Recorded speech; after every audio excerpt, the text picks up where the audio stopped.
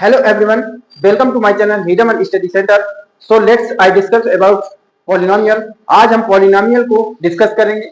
Polynomial यहाँ छोटे topic से लेकर के पॉइंट से लेकर के हम ग्राफ तक डिस्कस करेंगे. कोई किसी भी पॉलिनोमियल की डिफिनेशन हमने लिख रखा है. इस डिफिनेशन में यहाँ पर ये लिखा है कि a polynomial is a mathematical expression made of variables combined using only addition, subtraction and multiplication. ये हम किस प्रकार से यूज करते हैं, चलिए पहले हम दिखाते हैं कि ये किस तरह से होगा. जैसे यहाँ पर y इक्वल हम लिख दें a x के पावर n. यहाँ पर ये क्या है, ये कोई कांस्टेंट नंबर है और ये क्या है, x वेरिएबल है. यहाँ पर बात किया गया है वेरिएबल्स. सबसे पहले क्या है, वेरिएबल. वेरिएबल्स आपको तीन टाइप के मिल सकते हैं, एक x, एक y, एक z. यहाँ पर मैक्सिमम वेरिएबल के रूप में क्या दिखाई देगा, ये x दिखाई देगा. फिर सेकंड वेरिएबल के रूप में क्या दिखाई दे सकता है, y. और थर्ड वेरिएबल के रूप में दिखाई दे सकता है z. इसके बाद a और b और c ये जो होंगे, d होंगे, ये कांस्टेंट टर्म के रूप में होंगे. चलिए अब यहाँ पर प्लस b x, यहाँ पर देखिएगा भैया, ये जो n है, n इस हर अगले टर्म में n कम होता जाएगा, यानी n माइनस 1 कर देंगे. फिर अगला टर्म आएगा plus C X N minus का 2, मतलब हर एक कम होता जाएगा आगे. Plus D X N minus का 3 डेड डेड. इस तरह से ये क्या है, पॉलिनोमियल बनता है. अब यहाँ पर देखिए एडिशन, तो एडिशन यूज किया गया. अब मल्टीप्लीकेशन, इन दोनों के बीच में क्या है, मल्टीप्लाई है. ये समझ में आ गया कि ये पॉलिनोमियल तीन ये हमारे सिंबल पर आधारित है. कौन कौन से, एक हमारा सिंबल क्या होता है, मल्टीप्लाई, सब्ट्रैक्शन. यहाँ पर सब्ट्रैक्शन हमने नहीं लिखाई अभी, तो यहाँ आप कहीं भी सब्ट्रैक्शन वेरिएबल या आप कांस्टेंट के आधार पर माइनस प्लस ले सकते हैं. तो यहाँ प्लस माइनस कहीं भी हो सकता है. ठीक है. अब हम बात करते हैं कि ये जो डिवीजन है, डिवाइड है, डिवाइड के रूप में हम पॉलिनोमियल को सॉल्व नहीं कर सकते हैं. इसलिए यहाँ पर जो सिंबल डिवाइड का सिंबल होगा वो आपको पॉलिनोमियल में देखने को नहीं मिलेगा. अब हम बात करेंगे type of polynomial. Type of polynomial, type of polynomial. इसके पहले टाइप ऑफ पॉलिनोमियल से पहले हम कुछ तीन चीजें देखते हैं जो उनको बेसिक क्लास 9th में सिखाया गया होगा. तो चलिए पहले हम देखते हैं कि मोनोमियल. मोनोमियल क्या होता है, जिसमें केवल एक टर्म, ये सभी टर्म ना होकर के केवल एक टर्म हो, यानी तो उस कंडीशन में हम कह देते हैं कि वो मोनोमियल पॉलिनोमियल है. मोनोमियल उसे कहा जाता है. तो वो पॉलिनोमियल कैसा होता है, मोनोमियल होता है, जिसमें केवल एक टर्म लिखा हो. सिर्फ जैसे ए एक्स के घाते एन लिखा है तो सिर्फ एक ही टर्म हो. जैसे हम लिख दें एक्स, या तो लिख दें 2x, या लिख दें 5y, तो मतलब ये क्या है, एक ही टर्म में लिखा हो, तो उसे कहा जाता है मोनोमियल. बाइनोमियल किसे कहा जाता है, बाइनोमियल. बाइनोमियल जिसमें मैक्सिमम दो टर्म हो उसे बाइनोमियल. जैसे यहां से लेकर के यहां तक दो टर्म आ गए, एक ये पद हो गया, एक ये पद हो गया, ये दो टर्म हो गए, इसे कह देंगे बाइनोमियल. जिसमें दो टर्म हो बाइनोमियल. आगे ट्राइनोमियल. जैसे एग्जांपल 2x प्लस 1 या 2x स्क्वायर प्लस 1, ये इस तरह से कोई भी एग्जांपल हो सकता है. यहाँ ये जरूरी नहीं है कि वो क्वाड्रेटिक पॉलिनोमियल हो या कौन सा लीनियर पॉलिनोमियल हो. ये जरूरी नहीं है कि यहाँ पर कोई पॉलिनोमियल ही हो, कोई विशेष पॉलिनोमियल हो, कोई जरूरी नहीं है. यहाँ पर ये टर्म के आधार पर इनकी डिफिनेशन होती है. तो जितने टर्म उतने उसका उसी की डिफिनेशन हो जाएगी. ट्राइनोमियल में तीन टर्म, मैक्सिमम कितने टर्म, तीन टर्म. जैसे 3x square plus 2x plus 1, इस तरह का हो जाए तो वो ट्राइनोमियल कहलाएगा. अब हम बात करते हैं ये मोनोमियल, बाइनोमियल, ट्राइनोमियल, ये आपको क्लियर समझ में आ गया होगा. तो टाइप ऑफ पॉलिनोमियल हमको दो तरह के पढ़ना है, दो टाइप पढ़ना है. एक linear polynomial, linear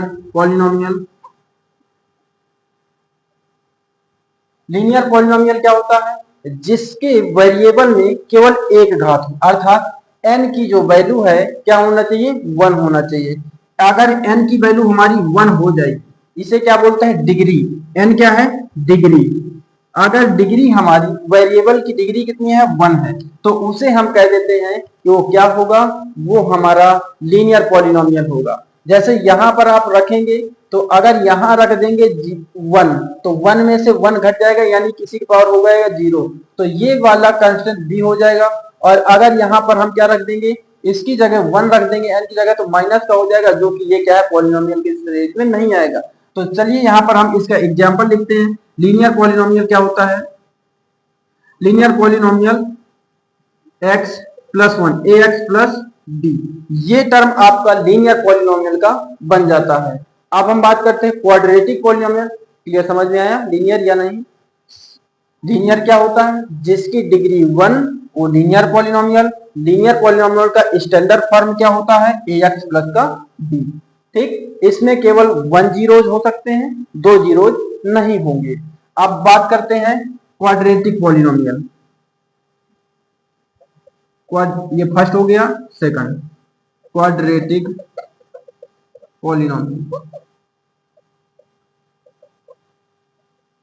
quadratic polynomial किस तरह का होता है, ax square plus bx plus c, ये इसका स्टैंडर्ड फॉर्म होता है। क्वाड्रेटिक पॉलिनोमियल किसे कहते हैं, जिसमें वेरिएबल के पावर 2 हो, 2 से ज्यादा नहीं होना चाहिए। तो वेरिएबल के पावर में क्या है, 2 है, इसीलिए इसे कहा जाता है क्वाड्रेटिक पॉलिनोमियल। क्वाड्रेटिक पॉलिनोमियल में कितने मैक्सिमम टर्म हो सकते हैं, ये 3 टर्म्स हो सकते हैं। तो यहाँ पर भैया इसके जीरोज कितने हो सकते हैं, तो जीरोज आपके 2 जीरोज हो सकते हैं। इसमें जीरोज कितने हो सकते हैं, केवल 1 जीरोज हो सकते हैं। तो हमें पूरी बुक में क्लास 10th में सिर्फ हमें पढ़ना है क्वाड्रेटिक पॉलिनोमियल, और क्वाड्रेटिक पॉलिनोमियल के पहले हम ग्राफ को डिस्कस करेंगे, जो सबसे ज्यादा परेशानी करता है और सबसे ज्यादा समझने में दिक्कत करता है।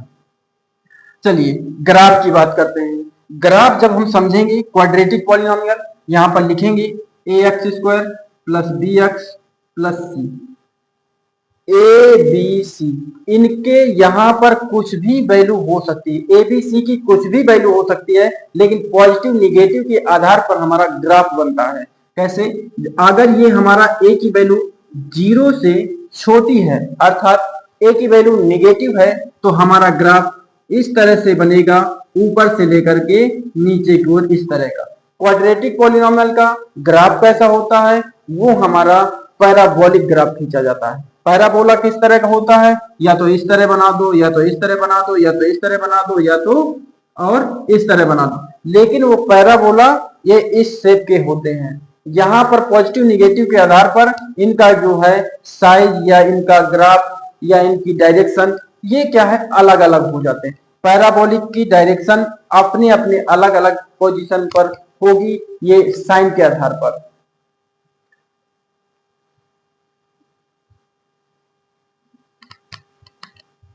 अगर ये निगेटिव है, तो यहां पर ग्राफ आपका इस प्रकार से बन जाएगा। आप समझिए भैया, यहाँ बहुत बड़ी समस्या होती है वर्टेक्स। वर्टेक्स क्या है, वर्टेक्स यहां पर होगा, इसके बीच में, इसे बोल देते हैं, ए नाम दे देता हूं। वर्टेक्स का फार्मूला b/2a माइनस d/4a होता है। एक क्लास आप 11th में पढ़ेंगे। तो अगर आपका ए निगेटिव है, तो आपको ग्राफ ऊपर से इस तरह से खींचना है। अगर आपका ए पॉजिटिव है, यानी ए 0 से बड़ा है, तो आपका ग्राफ किस तरह से खींचा जाएगा, ये नीचे से ऊपर की ओर खींचा जाएगा। वर्टेक्स इसका कहां पर काम करेगा, यहाँ पर। वर्टेक्स यही सब में काम करेगा। अब हम बात करते हैं कि जब ए बी सी की यहां पर हमसे साइन पूछ लेता है, इनका साइन क्या होगा, यानी इनकी जो चिन्ह होगा, प्लस का होगा, माइनस का होगा, पॉजिटिव होगा या निगेटिव होगा, ये हमसे पूछ लेता है। तो हम कैसे सॉल्व करेंगे, तो चलिए भैया, अगर हमारा ये सी और ए हम बिल्कुल एकदम क्लियर समझते हैं, ए हमें समझ में आ गया। अगर हमें ऐसा ग्राफ मिलेगा, हम समझ जाएंगे ए निगेटिव है।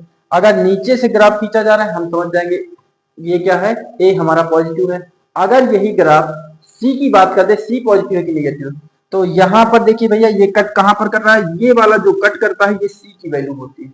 यहां पर X Y axis negative, Y axis positive, X axis positive, X axis negative होता है। यहां पर वाई एक्सिस पॉजिटिव है, यानी सी की वैल्यू क्या होगी, पॉजिटिव एक्सिस पर कट कर रही है।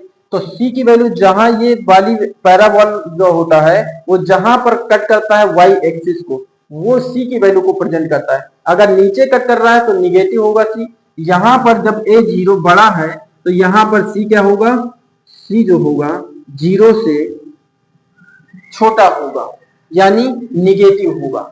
और इस स्थिति में सी क्या होगा, सी ग्रेटर देन होगा जीरो से, यानी ये पॉजिटिव होगा। ये क्लियर समझ में आया, ए और सी के साइन समझ में आ गए। अब हम बात करते हैं बी हम कैसे डिसाइड करेंगे। बी यहां पर देखिए ये अब्सिस्सा है, ये ऑर्डिनेट है।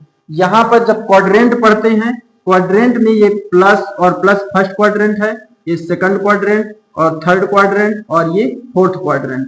फर्स्ट क्वाड्रेंट में क्या होता है, प्लस प्लस, इसमें माइनस प्लस। कैसे समझते हैं, ये प्लस का होता है ये वाई एक्सिस, माइनस का वाई एक्सिस, ये माइनस का एक्सिस। पहले ये अब्सिस्सा क्या होती है, एक्स लाइन होती है, ऑर्डिनेट वाली लाइन वाई एक्सिस होती है। यहां पर माइनस और प्लस ये हो गया अब्सिस्सा और ऑर्डिनेट। यहां पर माइनस और माइनस दोनों रहेंगे, यहां पर एक प्लस और एक माइनस ये रहेंगे। पहले हमारा अब्सिस्सा होता है फिर बाद में ऑर्डिनेट होता है। समझते हैं कि अब हम देखेंगे, शायद हमसे ये कह दें कि इसका साइन क्या होगा। इसका साइन डिसाइड करने के लिए हम कोऑर्डिनेट को समझेंगे। जब कोऑर्डिनेट समझ जाएंगे तो हम आसानी से निकाल देंगे। आप इसके आधार पर साइन डिसाइड नहीं कर सकते हैं, ना आप कभी करिएगा, ठीक है। अगर आपका अब्सिस्सा यहां पर ग्राफ जैसे ये फर्स्ट क्वाड्रेंट में बन रहा है, ये जैसे फर्स्ट क्वाड्रेंट में बन रहा है, तो आपका अब्सिस्सा क्या होगा, यहां पर देखो पॉजिटिव है पहला, ये अब्सिस्सा ये ऑर्डिनेट है, तो अब्सिस्सा क्या है यहाँ पर पॉजिटिव है। तो हम क्या कहेंगे कि बी हमारा इस ग्राफ में पॉजिटिव होगा। अगर यही बात हम इसमें देखें तो पॉजिटिव होगा कि निगेटिव होगा, तो यहाँ पर ऑर्डिनेट क्या होता, अब्सिस्सा क्या होता है, प्लस का होता है और ऑर्डिनेट निगेटिव होता है। हमें क्या चाहिए, बी चाहिए, ये वाली बी। बी किसमें है, अब्सिस्सा में है, तो यहाँ पर भी ये क्या होगा, इस ग्राफ का भी पॉजिटिव होगा। अब हम एक अगला ग्राफ बनाते हैं, जैसे हमें इस तरह का दे दिया जाए और यहाँ पर ऑर्डिनेट है, तो इसमें हमारा क्या होगा साइन, बी का साइन क्या होगा, तो इसमें हमारा निगेटिव साइन हो जाएगा बी का। तो यहाँ पर आपको साइन क्लियर समझ में आ गए होंगे। अगर आपको वर्टेक्स निकालना हो तो आप इस फॉर्म से निकाल सकते हैं। यहाँ पर जैसे ये एग्जांपल गिवन है, एक्स स्क्वायर का कोएफिशिएंट क्या गिवन है, हमें पॉजिटिव गिवन है। पॉजिटिव गिवन है तो हमारा किस तरह का ग्राफ बनेगा, ये ग्राफ हमारा ऊपर की ओर बनेगा। अगर ये हमारा पॉजिटिव है तो ये ग्राफ ऊपर की ओर बनेगा। तो यहां पर ये सी का है माइनस का 2 काम करेगा, तो ये ग्राफ इस प्रकार से बन गया। वर्टेक्स यहां पर होगा। आप समझते हैं कि शायद यही हमारा माइनस का 3x plus x square plus का 2 गिवन होता, हम इसमें क्या करते हैं, तो यहां पर भैया ये माइनस का गिवन है 3, तो हमारा ग्राफ यहां पर इस तरह से बन जाएगा। यानी आपको देखना है कि एक्स स्क्वायर का कोएफिशिएंट जो भी होगा तो ये हमारा निगेटिव है तो ऊपर से नीचे को ग्राफ बनेगा। अगर ये हमारा एक्स स्क्वायर का कोएफिशिएंट पॉजिटिव है तो हमारा नीचे से ऊपर की ओर ग्राफ बनेगा। इस प्रकार से आपको ग्राफ क्लियर समझ में आ जाना चाहिए। अगर क्लियर समझ में आ जाए करें तो लाइक शेयर कमेंट जरूर कर दिया करें। चलिए